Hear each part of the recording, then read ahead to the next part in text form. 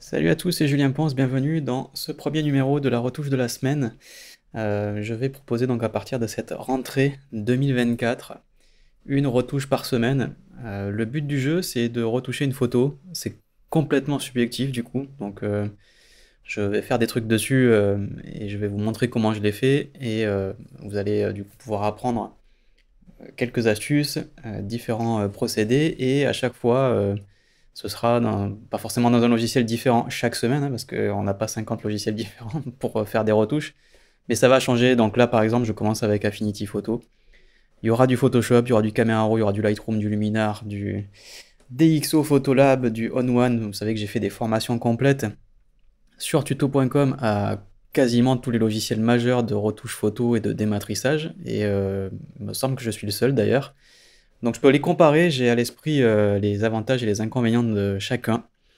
Donc du coup c'est une playlist qui peut être intéressante à suivre chaque semaine, ne serait-ce que voilà, pour avoir sa dose d'astuces, mais aussi pour ceux qui se posent des questions sur leur flux de travail, qui ont la curiosité de voir comment on peut travailler avec d'autres logiciels, ou dans un logiciel qu'on connaît bien, essayer de choper 2 ou 3 astuces. Évidemment ça mange pas de pain.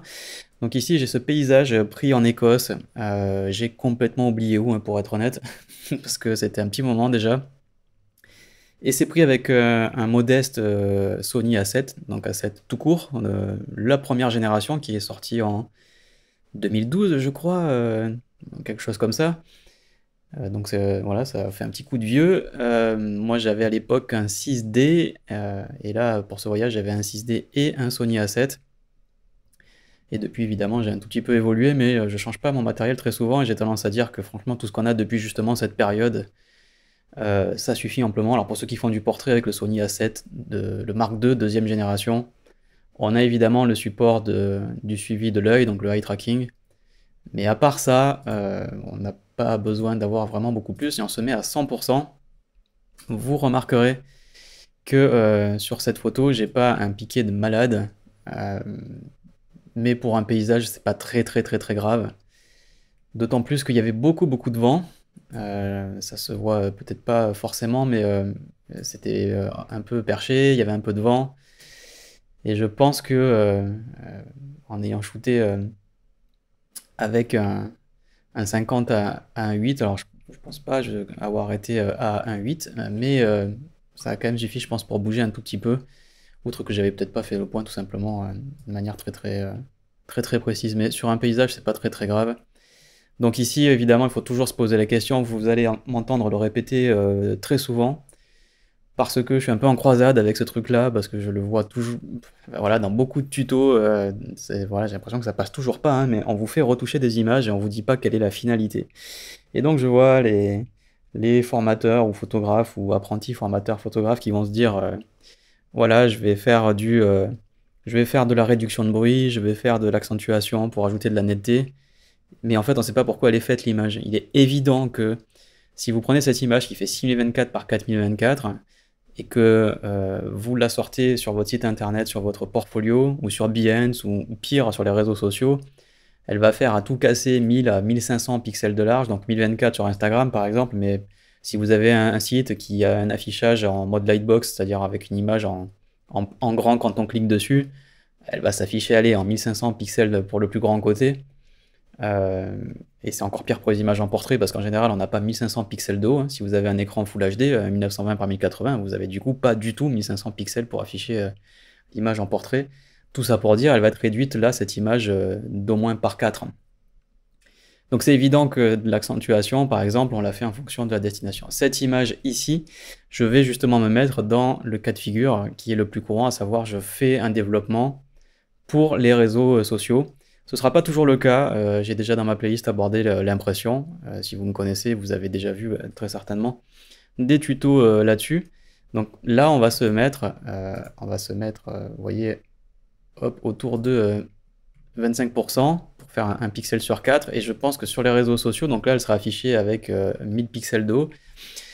Donc je suis sur un écran Full HD là, hein, je ne travaille pas sur mon écran habituel puisque je suis en déplacement. Donc ça suffit à la voir correctement. Et même comme ça, vous imaginez là un site web, si j'ai Chrome d'ouvert, ça veut dire que l'image va faire ça dans le site.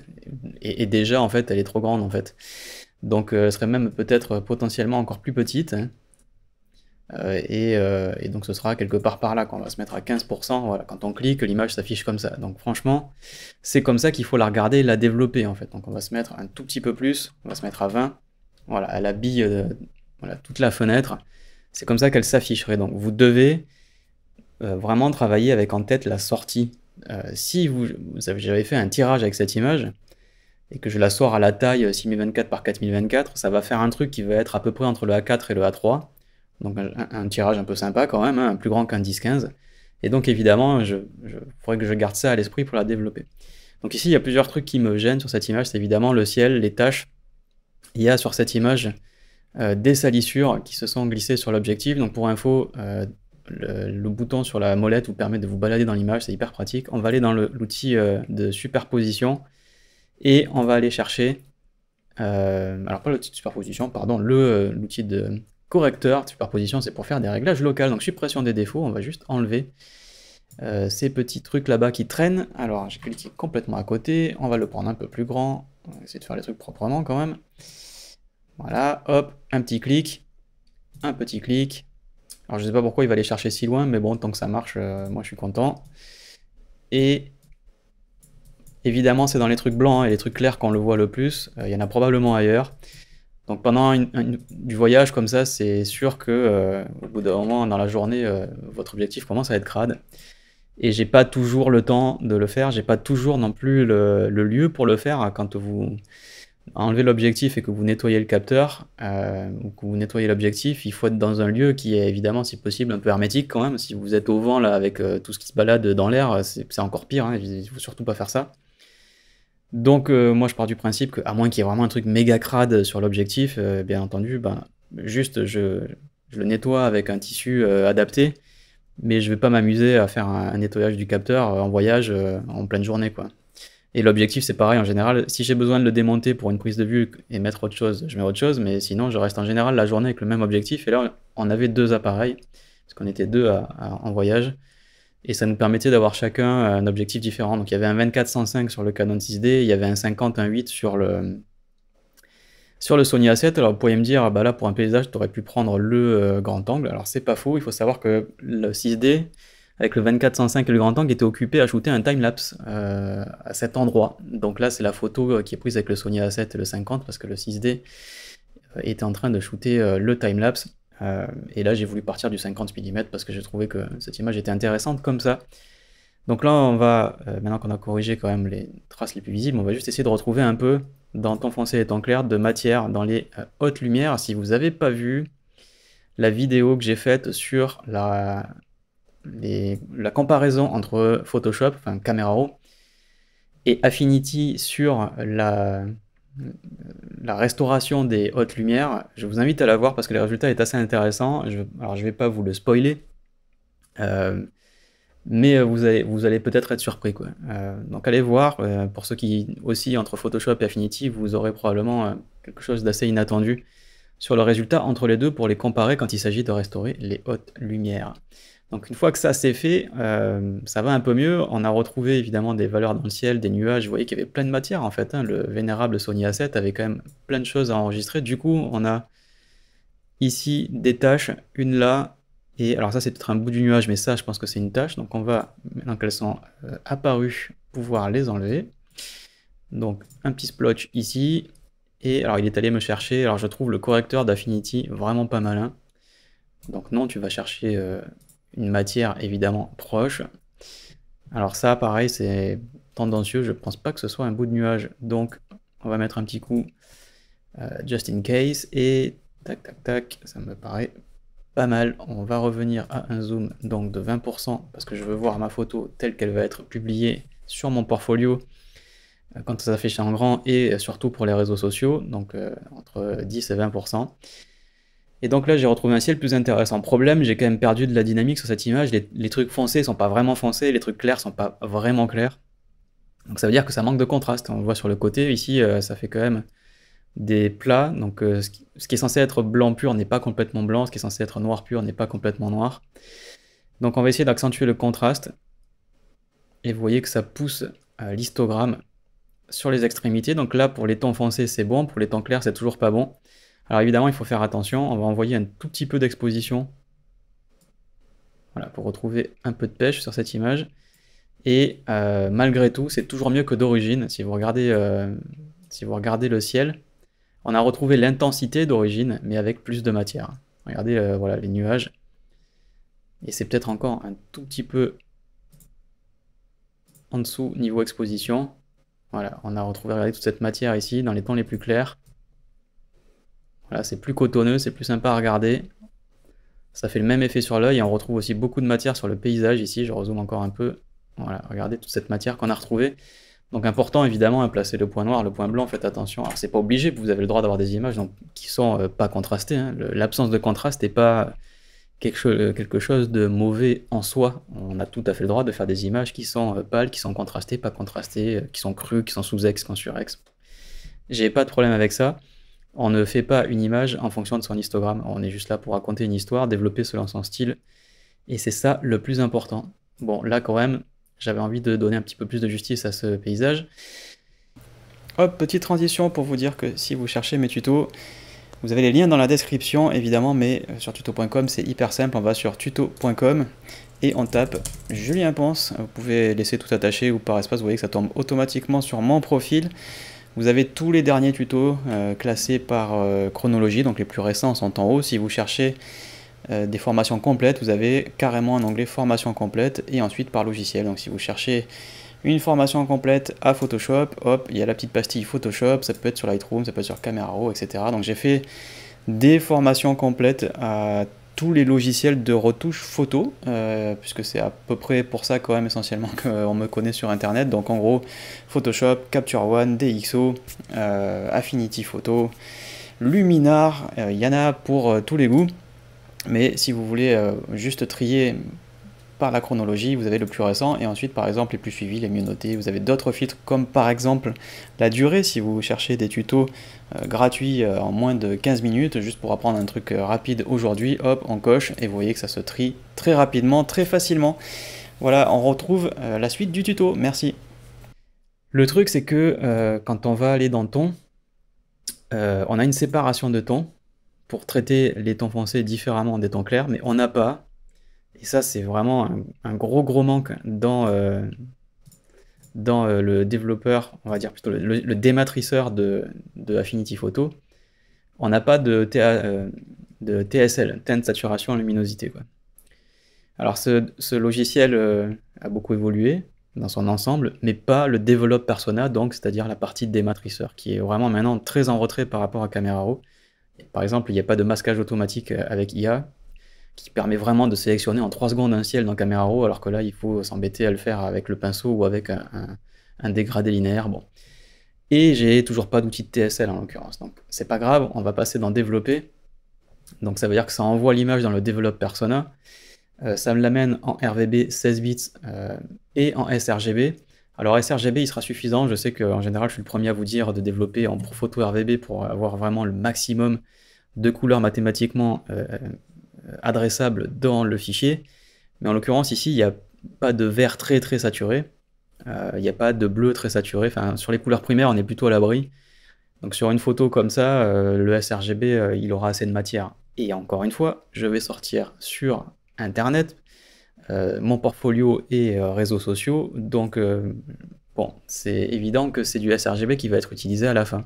Donc autant essayer de se mettre dans ce mode-là, même si normalement dans un vrai flux, si j'avais par exemple des verts un peu fluo ici, je le ferais en Adobe RGB pour enregistrer mon fichier AF photo, donc vraiment mon composite, mon master si vous préférez, avec toutes les informations. Et ensuite j'exporte en sRGB pour aller sur le web, c'est comme ça qu'on ferait, mais là je sais que sur cette image, j'aurai pas de perte en travaillant directement à sRGB, j'ai pas de couleurs qui sont criardes et qui sont en train de toucher le bord du profil. Si vous voyez le gamut, donc la représentation graphique d'un profil de couleur, j'ai pas, enfin d'un espace colorimétrique, je serai pas sur le bord là clairement. Donc pourquoi je vais là-dedans? Parce que dans les calques de réglage ici, je vais pouvoir trouver TSL. Et donc TSL, qu'est-ce que ça me permet de faire? Évidemment, je vais pouvoir avec ça aller chercher par exemple les verts que je vais décaler peut-être un tout petit peu vers les jaunes pour pas être trop proche du bleu et du ciel. Et si je change, ça va changer, vous le voyez, la couleur de l'herbe. Alors pourquoi c'est intéressant? Parce que si j'ai envie de faire un paysage par exemple automnal, alors j'ai là aussi fait une vidéo là-dessus, donc je vous invite à la voir. Je peux le faire, bon ici je vais pas le faire parce que c'est quelque chose que j'ai déjà fait, mais en l'occurrence je peux faire varier légèrement la couleur de l'herbe. On peut par exemple faire l'effet inverse, donc aller partir vers un vert un peu plus, que ce soit un tout petit peu plus verdoyant, un petit peu plus saturé, et vous voyez que je vais pouvoir plus ou moins l'éclairer, en plus de plus ou moins le saturer. Et on peut prendre une autre partie de l'arochromatique, c'est-à-dire on peut prendre cette partie-là, donc tout ce qui est bleu, et on va aller un peu plus vers le cyan. Et vous voyez que là, c'est le ciel et la mer qui vont être concernés. Donc on va aller un tout petit peu plus vers le bleu. En gros, ça prend les bleus, ça les pousse vers du bleu, en fait. Et je vais, au passage, les saturer. Regardez, quand je pousse très fort, là-bas, sur la gauche, on a le violet, et là-bas, sur la droite, on pousse vers le cyan. Donc j'ai envie que ce soit un tout petit peu moins. Si je reste à 0, c'est un tout petit peu mauve. Et j'ai envie que ce soit un petit peu moins mauve. Donc on va se mettre à 3,84 degrés. Et ici, si on a envie de faire un décalage sur la luminosité, en l'occurrence, moi je vais le laisser comme ça. Et donc avec un seul calque de réglage, que je peux, vous voyez, cacher ou réafficher, c'était un peu terne, un peu désaturé. Et là, tout de suite, c'est un tout petit peu plus chatoyant, sans être non plus criard. Il ne s'agit pas de faire des trucs complètement spectaculaires, pas du tout réalistes, à tendance HDR, quoi. Donc ça c'est bon, c'était ok fin 2000, tout début 2010, maintenant il faut arrêter avec ça. Bon, je rigole, si vous avez envie de faire ça, il n'y a pas de problème, je dis juste attention, les images indigestes avec de l'effet HDR, on en a vu maintenant, et ça fait longtemps qu'on en voit, donc bon, ça commence à être difficile à assumer, quoi. Mais bon, encore une fois, on fait tout ce qu'on veut avec nos photos. Donc j'ai déjà fait un petit peu de contraste, et vous voyez ici, je vais juste un tout petit peu resserrer le blanc, et un tout petit peu resserrer le noir. Faire un léger S, mais tout léger, juste en guise de finition en fait. Vous voyez que c'est léger, mais c'est juste pour recentrer un petit peu, ça va avoir un effet en l'occurrence sur le premier plan. Et sur cette image là-dessus, ce qui peut valoir le coup maintenant, c'est de faire un effet de netteté. Alors, c'est là où en fait on a besoin de se dire dans quelle taille on va travailler. Donc je vais enregistrer mon master, faire un enregistrer sous. Donc on enregistre le AF photo. Et maintenant, ce que je vais faire, c'est je vais aller dans Calque. Et alors plutôt document. Et ce que j'ai envie de faire, c'est aplatir. On a déjà sauvegardé notre master, hein, donc là il ne faut pas faire un CTRL S. Ok, le but c'est juste de tout aplatir, de faire redimensionner le document, et donc on se dit que cette image elle va aller sur le net, donc elle va probablement faire 1500 sur le grand côté par 1000. Alors si on a envie d'être compatible Instagram, on va dire qu'elle fasse 1024 sur ce côté-là. Le rééchantillonner, on va le laisser bilinéaire, et on va cliquer sur redimensionner. Donc maintenant on peut afficher notre image avec le zoom à 100%, c'est-à-dire la regarder à 1 pixel de l'écran égale 1 pixel de l'image. Donc déjà le fait de la redimensionner, ça l'a rendu un petit peu plus nette. Donc ça, c'est comme ça qu'elle s'affichera en plein écran, si par exemple j'ai un site web qui l'affiche en plein écran. Évidemment, la miniature qui sera générée par exemple par Instagram, ben, j'aurai pas la main dessus, hein. C'est pas moi qui vais la calculer, donc ça, il faut en faire le deuil. Par contre, j'ai la main sur la version 100%. Donc là, ici, sur un écran en Full HD, ça me donne cette taille. Donc maintenant, si je vais dans Filtre, je vais pouvoir trouver netteté, et on va faire... Alors, donc si on fait ici un petit passe haut, on va regarder monochrome, et on va regarder le rayon, et on voit qu'il y a bien le paysage qui bénéficie, pas trop le ciel évidemment. Et donc quand on va cliquer sur appliquer, qu'est-ce que vous remarquez? Vous remarquez qu'on a appliqué le filtre, mais qu'on a perdu le truc d'origine. Alors qu'est-ce qu'il fallait faire? C'est pour ça que je vous y amène, si vous ne connaissez pas, c'est le truc que vous auriez fait. En fait, il faut le dupliquer, le calque qui est en dessous. Donc on va faire un clic droit, et on va mettre dupliquer, et on va réappliquer le passe haut. Donc je vais aller dans répéter pour retrouver le réglage que j'avais fait, hein. Comme ça on retrouve exactement ce qu'on avait. Et en fait, quand on va aller chercher ici le calque lumière linéaire, vous voyez qu'on retrouve notre image d'origine plus l'effet de passe haut qui a été appliqué par-dessus. Et donc maintenant j'ai appliqué une netteté supplémentaire. Et si je trouve qu'elle est trop forte, alors c'est pas grave, on peut évidemment utiliser maintenant l'opacité pour revenir par exemple à 70%. Et là vous voyez que j'ai une passe, là c'est très visible sur la végétation, hop, netteté sympa pour le premier plan en plus. Et justement si je veux l'appliquer que sur le premier plan et plus sur l'arrière-plan, je peux très bien masquer en fait, avoir un masque de fusion, faire passer le noir devant et peindre avec une dureté à 0%. Voilà. Et maintenant, si j'ai pas envie que ça s'applique là-bas au fond, ben, je peins là-bas au fond, je peins sur le ciel, parce que faire de la netteté sur des nuages qui sont cotonneux et flous, et pareil sur la mer, je peux avoir envie de le faire juste sur cette partie, c'est-à-dire au premier plan, et que vers là-bas ça devienne un peu laiteux, et ainsi créer une idée de profondeur de champ comme ça. Et regardez, maintenant j'ai ma netteté qui s'applique donc essentiellement sur le premier plan et pas sur l'arrière-plan. Donc là maintenant je sais que j'ai calculé ma netteté spécifiquement pour une taille de sortie. Donc ce que je fais, c'est que je vais faire enregistrer sous, et mon master, je vais enregistrer un autre AF photo en mettant netteté 1500 px, donc pour dire en gros, ça c'est le réglage qui va être fait pour une taille de 1500 pixels. On va cliquer sur enregistrer, et maintenant on peut exporter cette image. Fichier exporté, et là, alors comme je le dis souvent, quoi qu'il arrive, la plateforme sur laquelle vous allez publier votre image, elle va retailler l'image derrière vous. Alors, pour faire la miniature, et elle va la recompresser derrière vous, probablement pour gagner un petit peu de poids. Donc le mieux que vous avez à faire sur l'exportation, donc là vous inquiétez pas, on est à 25%, hein, vous voyez, on n'est pas sur la taille réelle, c'est de mettre un format, soit vous prenez PNG, soit vous faites un JPEG qui a la qualité à balle, c'est-à-dire 100%, quoi. Ok.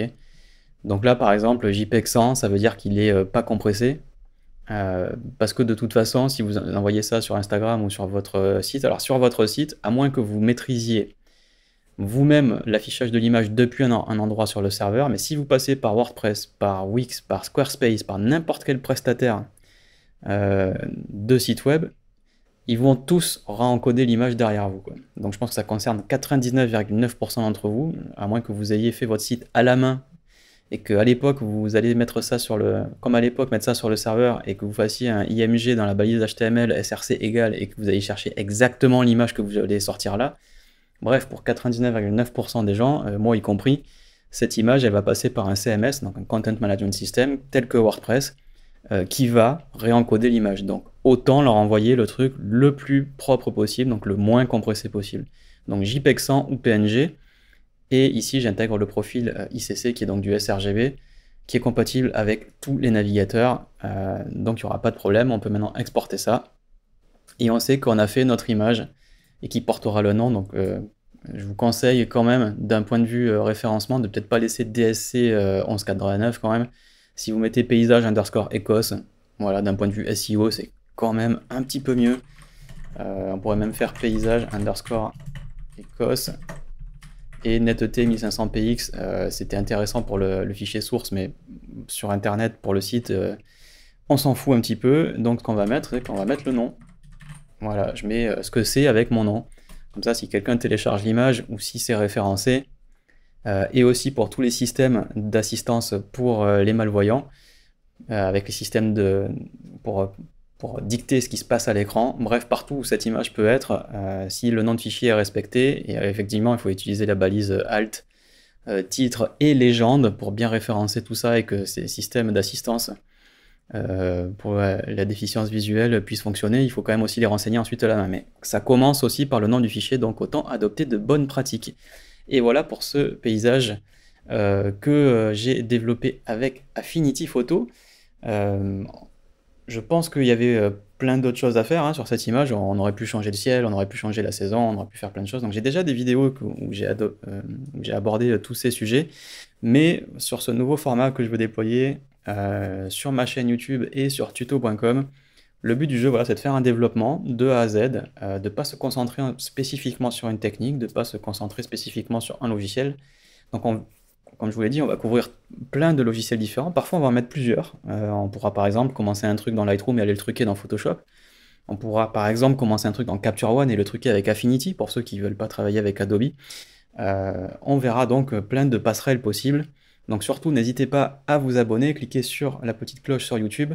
Vous pouvez aussi sur tuto.com demander un abonnement pour recevoir un mail quand je publie un nouveau tuto, recevoir une alerte. Donc pensez aussi à configurer vos alertes sur tuto.com parce que c'est très utile pour être informé de mes dernières sorties. Voilà, j'espère que ça vous a plu. N'hésitez pas à poster des commentaires, à me dire si vous aviez d'autres idées pour cette image, si vous avez des trucs que vous auriez fait différemment. Et puis, tout simplement, je vais vous retrouver la semaine prochaine pour un nouveau développement de la semaine. Merci, bye bye.